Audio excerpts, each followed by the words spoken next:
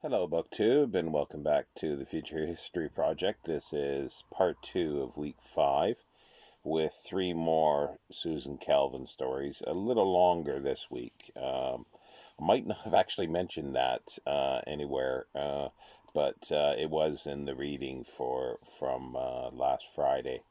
And the 3 stories are Escape, Evidence, and the Evitable Conflict. 3 E's. Escape is another story that follows on from sort of Little Lost Robot with regards to finding a hyperdrive or a way of faster than light speed to travel interstellar distances.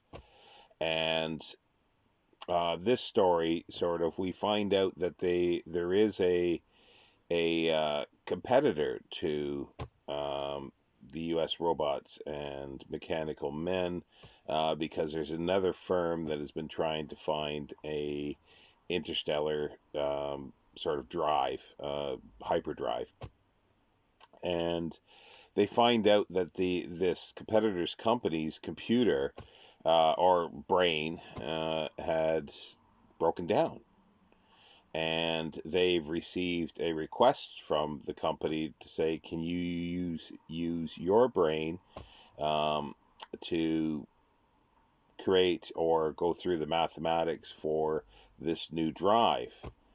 And they're a little hesitant about this, and they sort of realize that that what killed probably the or broke the brain of their competitors was something in the mathematics, and working out of this, it had a huge conflict with the 3 laws of robotics. So we're back to an issue with the laws of robotics.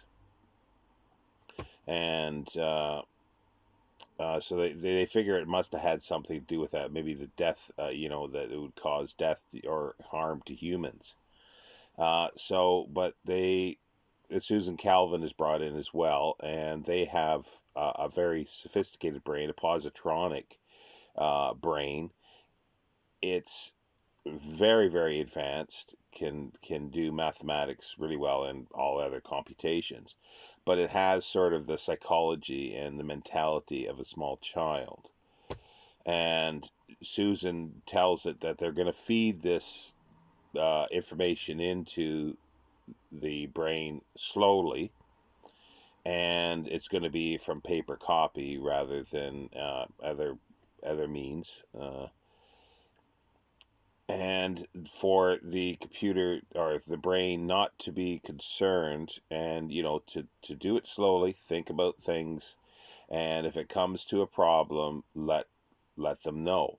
And specifically, if Susan tells it, we're not concerned if there's death to humans with this, just let us know if there's a problem there. So they slowly input the information, and they continue, and they get it all in, and the computer has not, or the brain has not come back to say there's a problem. But the brain says, no, everything's fine. If you give me 2 months and robots and equipment, I can build you this drive, this ship. So they figure, okay, let them do it. But they realize there is an issue, because the brain is acting a little differently in responses. So Susan wants to be very delicate with it and not push it by asking if there's a problem, because it might push it over the edge. So anyway, 2 months arise, and there's this gleaming spaceship, a spherical spaceship. And the brain says it's all ready, everything's perfect, and so they figure, well, they've got to have their, it's got to be tested, so they get their best field testers, which happen to be Powell and Donovan again. So they show up, they get on the ship, and then all of a sudden they realize that they're in space. They can see out of the viewing windows, and they can't get out. There doesn't seem to be an engine. They don't know where this is being powered from. and there's two seats, and there's a gauge that says 0 parsecs and like 3,000 or 3 million parsecs for distances in space. And uh, they also find there's no really sleeping quarters. They don't find anywhere for food, so they're going to starve to death depending on how long they're there. But then they do find, baked beans and milk. That's their food and drink. Um, and so it transpires that they are sort of in a holding pattern, a holding time, to getting ready to go into hyperspace. And when they do go into hyperspace, they die. But and when they come out of it, they death is only um, temporary. But while they were going through this, they heard voices, and they heard like an advertisement for caskets, for coffins, which is quite humorous. And so they realize that they're a long ways away from Earth. But they can't control anything. They don't know how they get back. And they sort of figure, well, the brain must be controlling this. And the action switches from onboard ship to back to the the headquarters of U.S. Robots and Mechanical Men, and they're asking, they've realized that the ship has disappeared. They're asking the brain what's happened, and the brain's saying everything's fine. You can communicate with them, you can talk to them. Yeah, they are able to talk to them by radio or frequency of some sort, and Powell and Donovan can hear uh, them, but they can't answer. So eventually, they do come back, but they have to die again and then come back to life. So they realize later that the issue was that it was because Susan said, don't worry about the death of a human. So the brain was able to get over that little hump of harming a human because it's not permanent. But it still unhinged it a little bit, and it got a sense of humor. Hence beans and milk and the advertisement for coffins, and only having Powell and Donovan hear, uh, you know, um, Earth and not be able to respond.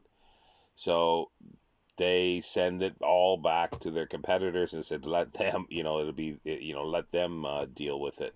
And then they started collecting their money. Um, we, uh, we see some interesting things in this story. It's a continuation of the hyperdrive thing, which is very important. But Asimov began writing this in November 1st, 1944, according to his autobiography. And it took most of the rest of the year because there was other things obviously happening out in the world. He was being, he was in the process of being drafted or finishing up at the naval yards in Philadelphia. And Campbell did take the story, but he asked for revisions. And this kind of shocked Asimov because 7 previous stories there were no revisions asked, but he did the revisions. He doesn't say what the revisions were, and he got paid $147 for this. And it appeared in the August 1945 Astounding, but for some reason, and also not mentioned why in the autobiography, Campbell changed the title to Paradoxical Escape. And when it became anthologized, Asimov put it back to the correct title of Escape. Now, the next story, the second one, is Evidence. And this, again, is another issue with the 3 laws. Well, with sort of 3 laws, a bit of an issue or question of how something can happen. And it's basically this guy Quinn. He comes to see Lanning, the head of research at U.S. Robots and Mechanical Men, and says that the district attorney who's running for office again is a robot. I want you to help me prove he's a robot. So we're harkening back, and we're going back to sort of the issues in the tricentenary issue, tricentenary, the previous story, um, incident, the tricentenary incident. And so, because this Quinn says, it's not that he's not seen to do certain things, he never does. He never eats. He never sleeps. Not that he does sometimes, or he hasn't been seen to. He never does. So he's convinced he is, but he needs some help. So Lanning and Susan Calvin interview this Stephen Byerling, and puts it to him that we've got evidence there's somebody accusing you to be a robot, and he just sort of laughs, and he knows who it is, that it's Quinn. So that's sort of the cat's out of the bag there. And they're saying that the way you can prove this is go to a restaurant and eat a meal, and that'll be a done deal. It's over. But he says, well, his eating habits are private, and he won't do this. But then Susan has a apple in her purse or a bag, and so he chews and eats the apple. So, but she says, well, that's not really proof of not being a robot, because if he is a very sophisticated robot, and he can have skin that is actually flesh and blood, that is growing over top of the robot skeleton, and they would obviously have the ability for him to chew, eat, and swallow food, and all the other functions of being human. So that's not really a way to prove it. But the Byerling, the district attorney, doesn't want to, do these things, prove it, because he says, this is sort of his plan. He's being, because the Quinn is going to accuse him of this, and he's going to give him all the rope that he needs to hang himself, and to basically, show how wrong he is. So he's not going to, come out and prove easily for this, because ultimately it will show this. But then another question comes up. Okay, well, he's a district attorney, so he's prosecuted people who have actually had the death penalty. So therefore, it can't be part of the three laws of robotics. But Susan says, well, yes, it can be, because he's not doing the death penalty. He prides himself, and he has said that he's never convicted a innocent person. So the guilty person is getting punished, and it's somebody else who's giving out this punishment. But he's also advocating, eliminating the death penalty.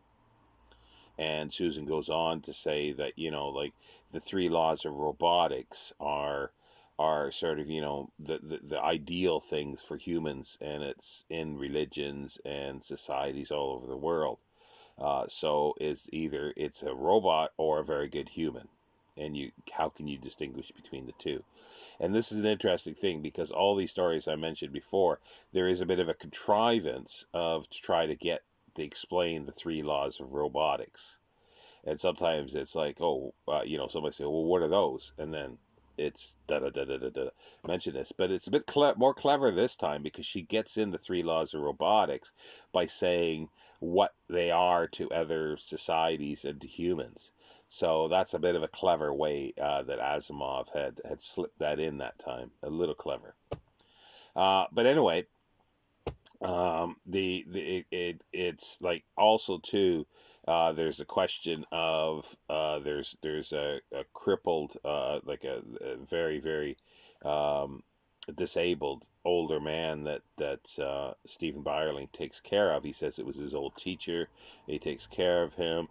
But the accusation is that's the real Stephen Byerling. He has actually created the robot to replace him, and but he refuses to allow him to to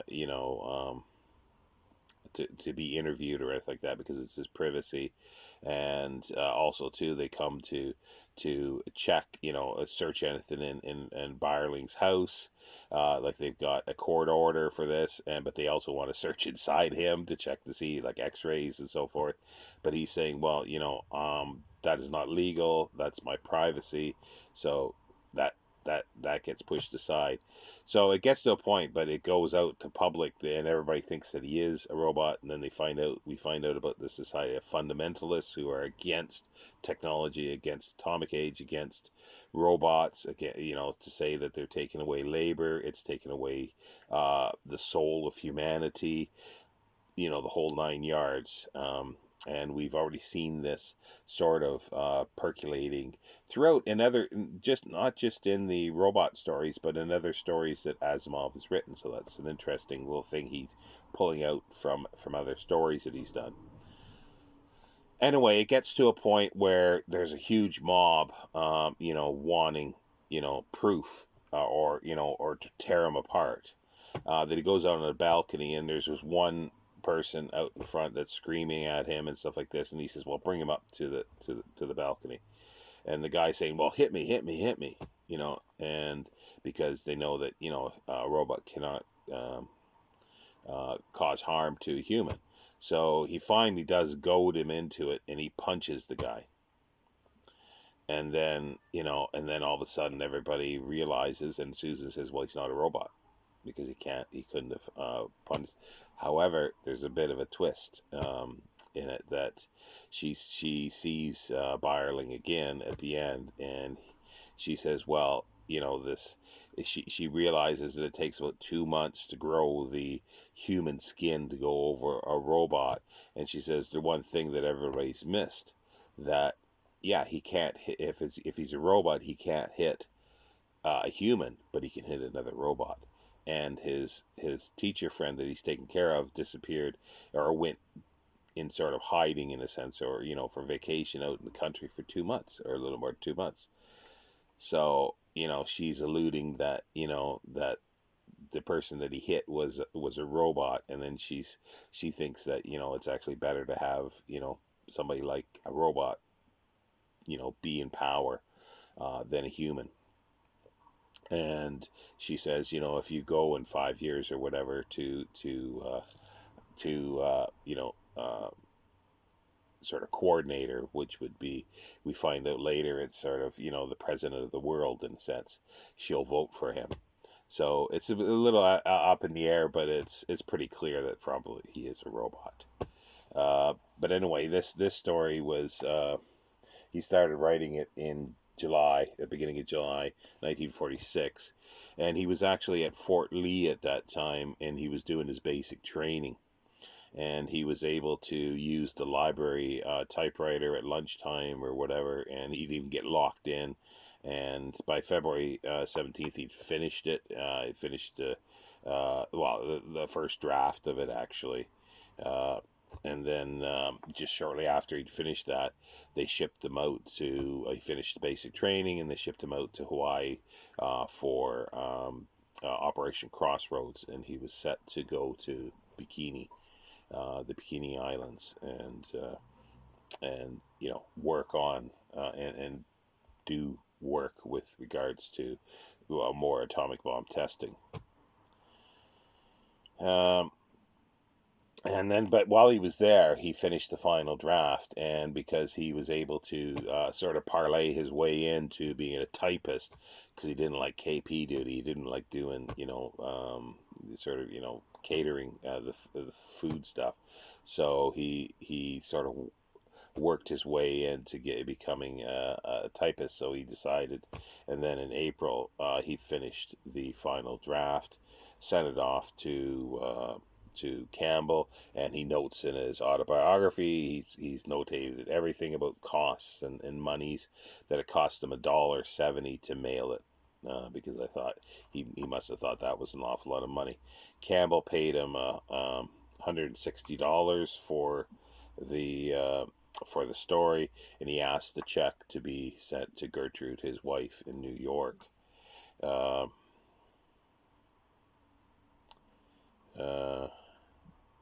Yeah, and then later, after he was out of the army, it appeared in September 1946, Astounding. So late September, he got a message, or he got information that somebody wanted to buy the story, all the rights for the story for $250, and specifically movie rights. So he wasn't sure of this. So he talked to his wife Gertrude, and she says hold out for 1,000. So he goes to the lawyer, but he finds out that it was Orson Welles that wanted to buy the rights for the story,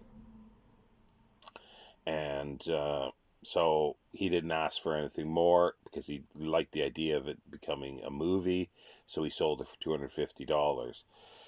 It never did get made into a movie, but he always bemoaned the fact that he sold the rights forever. So he thought, but I don't know how that worked out, because he was still able to, and it's still put in, unless it was the print rights that he only had for the story, and all the other rights, like for radio or dramatization film, had been sold and may still be part of the Orson Welles estates. I'm not sure, but anyway, that's the evidence. And the last story is called The Evitable Conflict. And it again has Stephen Byerling again as the main character. We fast forward now. The other ones we're not really sure. We knew that at some point it was Susan Calvin was 55 or in her 50s.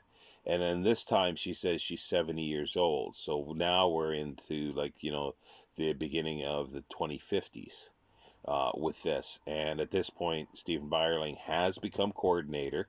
And we learn a lot from this story about how the Earth is sort of split up into 4 regions.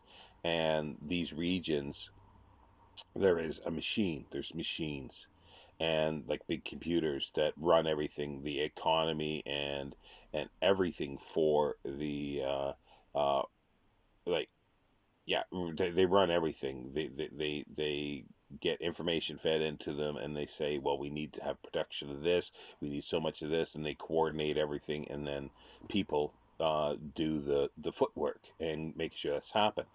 However, Byerling calls in Susan because there's an issue here, because the economy is sort of a little dodgy. With the economy now, things are going a little funny, and then there's this the fundamentalists. There's a humanist group that is really working hard in the northern section, to try to stop computer, like the technology and everything like that. They're saying that it's detrimental to human life, taking jobs and everything like this.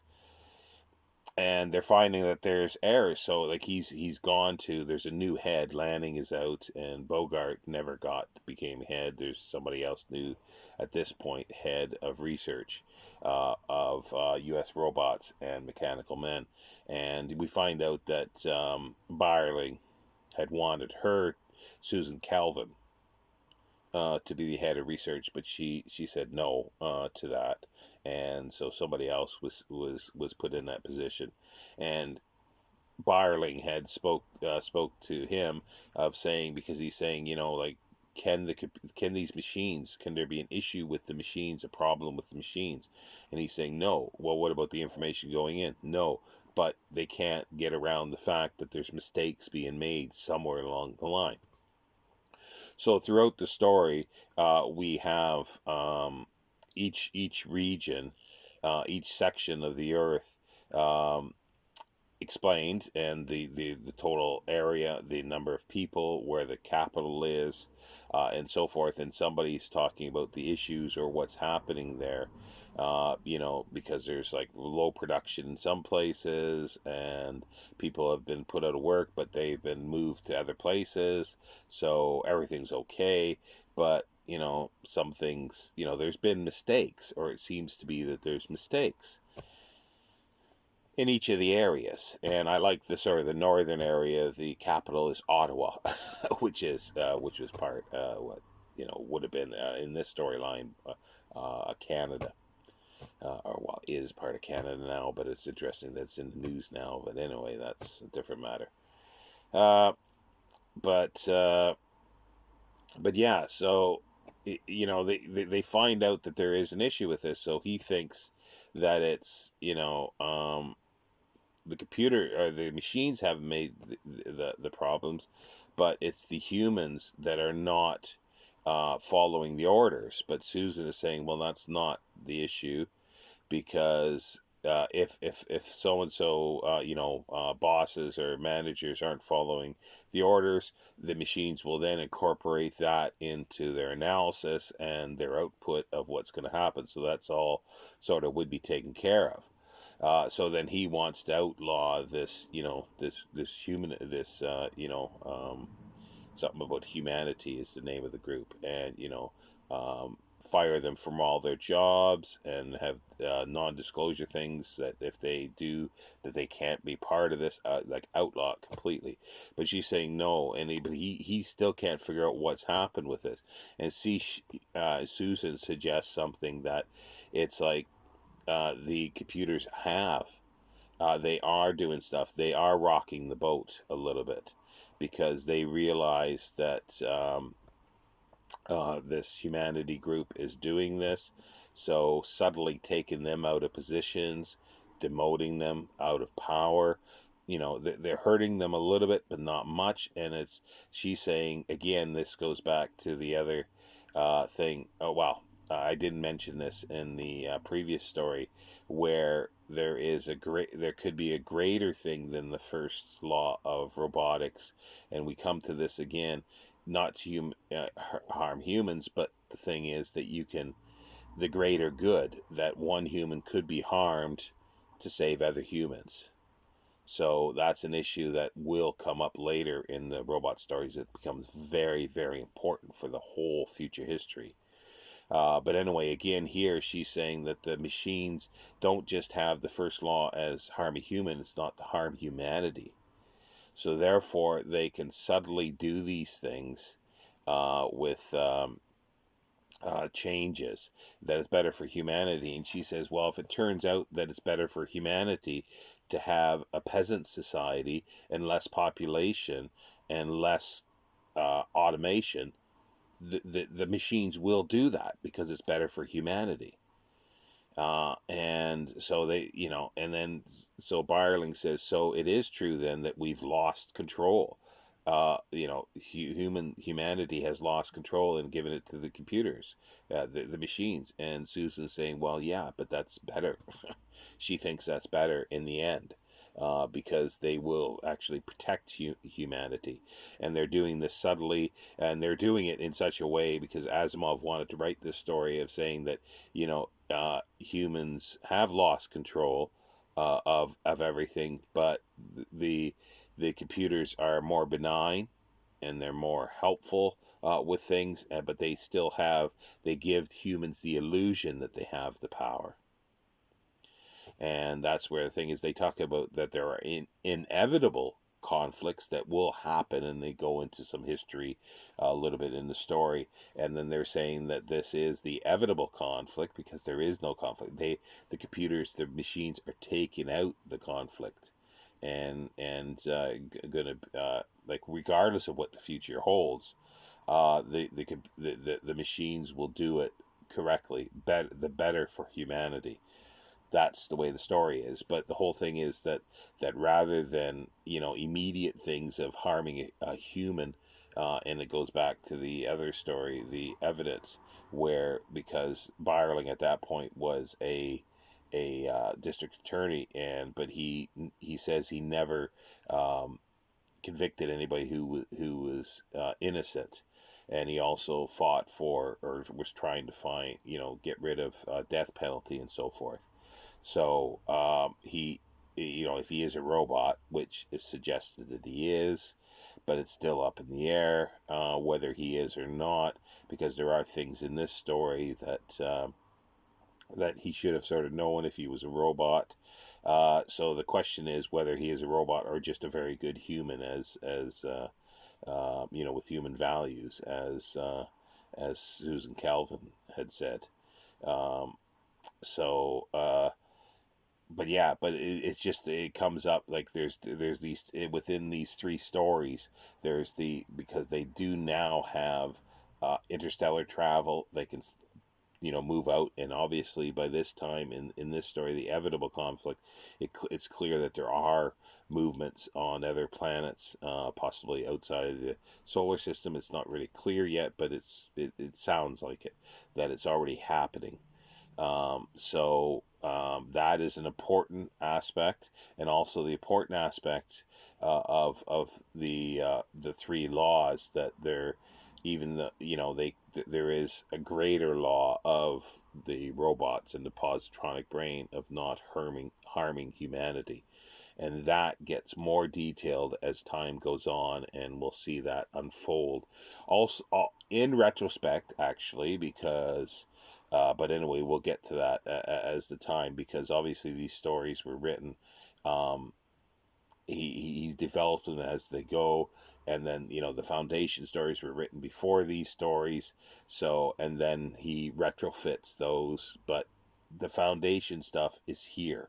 He never worked, as I said before, he never worked with an outline for the future history, but these are important things that do carry on, that he harkens back to, with even his very last stories in the whole future history. But that we will get to. And anyway, the Evitable conflict. He began writing it in 1949 in August, and it was after he first moved to Boston to take up assistant professorship at the Boston University. He finished it in October, sent it off to Campbell.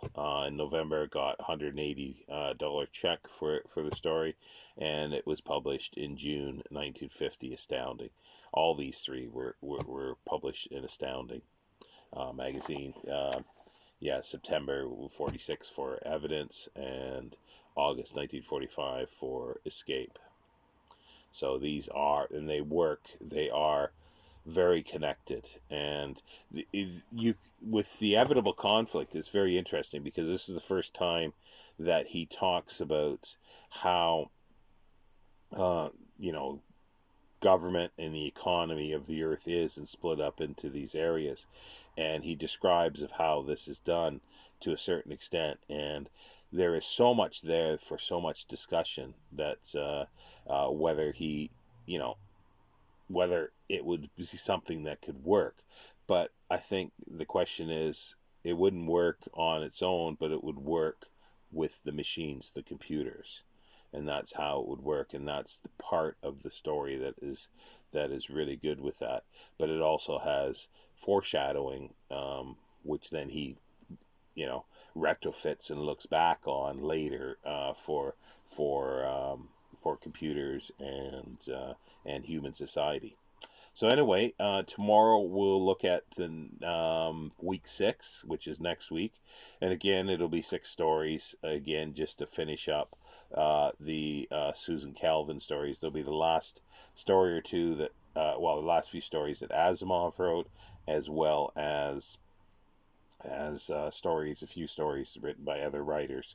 So we're going next week. We're going to go out of um, the complete robot into other books. So until then, book 2, take care.